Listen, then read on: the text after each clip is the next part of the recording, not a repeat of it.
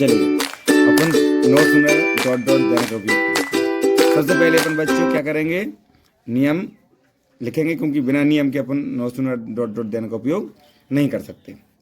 तो पहला नियम क्या है कि वाक्य में जहाँ एस सून एस लिखा होता है उसकी जगह अपन नो सुनर का यूज करते हैं। उसके बाद दूसरा नियम है कि वाक्य के वर्ब के अनुसार डू, डज और डिड लिखते हैं। दोनों वाक्यों के बीच में देन लिखते हैं।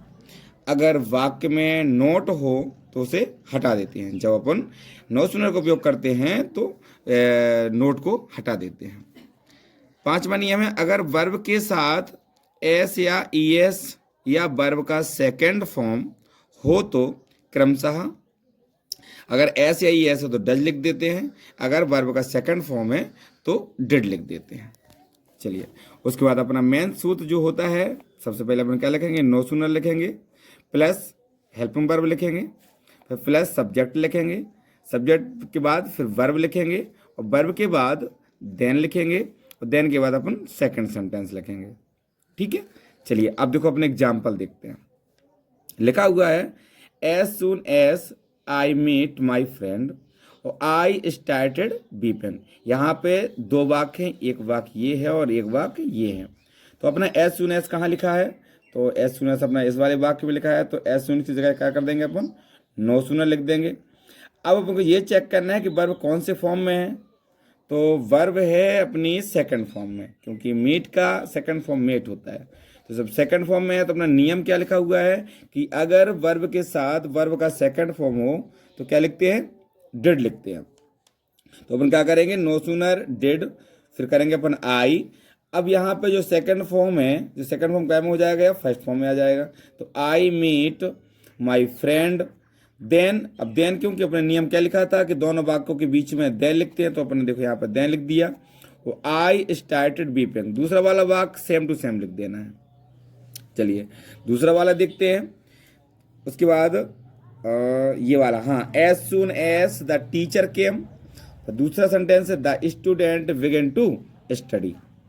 देखिए इसमें अपन देखते हैं एज सून एज कहाँ लगा है, एज सून एज अपना इस वाले वाक्य पे लिखा है, तो अपन जहाँ एज सून एज लिखा है वहाँ पे नो सूनर लिख देंगे। अब ये देखेंगे कि वर्ब कौन से फॉर्म में आई है, तो वर्ब यहाँ पे केम है, तो केम सेकंड फॉर्म है।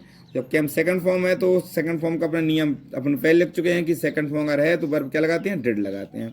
तो नो सूनर डिड लगाएंगे, फिर वाक्य पूरा उतार देंगे द टीचर। फिर अब यहाँ केम का सेकंड फॉर्म था, तो अब यहाँ पे जब डिड लग गया तो वर्ब का फर्स्ट फॉर्म आ जाएगा। उसके बाद देन लगा देंगे, देन के बाद सेकंड फॉर्म लिख देंगे। तो सेकंड फॉर्म क्या है, the student began to study. चलिए आगे देखते हैं, तीसरा क्या है, as soon as I walk up. दूसरा है आई ब्रशेड माई टीथ। चलिए इसका देखते हैं। तो एज सून एज कहाँ लगा है, पहले वाले वाक्य पे, तो एज सून एज की जगह अपन नो सूनर करेंगे, तो नो सूनर। उसके बाद वॉक है, सेकंड फॉर्म है, तो डेड आएगा, डेड हो गया, डेड। आई वेक, अब फर्स्ट फॉर्म लिख देंगे अपन, तो आई वेक अप। देन दोनों वाक्यों के बीच में आई ब्रशेड माई टीथ। दूसरे वाले सेंटेंस में कोई भी चेंजिंग नहीं की जाती है। फिर देखते हैं, as soon as I know your result I will inform you.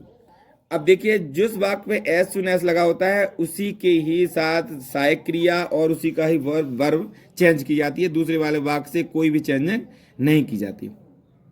तो देखते हैं कि एज सून एज की जगह अपन क्या लिख देंगे, नो सूनर लिख देंगे। उसके बाद सहायक क्रिया क्या है, वर्ब का फर्स्ट फॉर्म है, तो अपन ओनली क्या लिखेंगे, डू लिखेंगे, क्योंकि अगर एज सून एज एस या ई एस होता तो डज लगाते, या वर्ब का सेकंड फॉर्म होता तो डिड लिखते। लेकिन यहाँ वर्ब का फर्स्ट फॉर्म है तो वहाँ पे फर्स्ट फॉर्म की जगह अपन क्या लिखेंगे, डिड लिखेंगे। उसके बाद फिर क्या लिख देंगे, I know your result. Then दोनों वाक्यों के बीच में नियम वही है और दूसरा वाला वाक्य सेम टू सेम होता है, तो आई विल इन्फॉर्म यू। चलिए अब देखिए यहाँ पे किस वजह से सुनेस लगा है, पहले वाले वाक्य पे, तो इसी से अपन को मतलब है कि इसका अपन वर्ब देखना है और इसी में ही अपन को चेंज करना है, इसी में ही नो सूनर देन लिखना है। तो देखिए एज सून एज की जगह अपन नो सूनर लिख देंगे। अब वर्ब से अपन देखना है कि वर्ब किस फॉर्म में है, तो वर्ब है एस या ई एस में, और एस और ई एस का अपन जो नियम लिखा था कि अगर वर्ब के साथ एस या ई एस है तो अपन जो सहायक क्रिया है वो डज लिखते हैं, तो देखो अपन डज लिख दिया। उसके बाद माई सिस्टर अराइव होम, दोनों वाक्यों के बीच में फिर देन लिखेंगे तो देन, उसके बाद फिर सेम टू सेम लिख देंगे सी बिगिन टू कुक। ये बच्चे अपने नो सुनर के उपयोग हैं, तो ध्यान रखिए। यहाँ पे अपन को लाइक, कमेंट और एंड शेयर करना है और subscribe to my your channel, क्योंकि अगर आप लाइक करते रहेंगे तो अगले हम वीडियो डालते रहेंगे। धन्यवाद।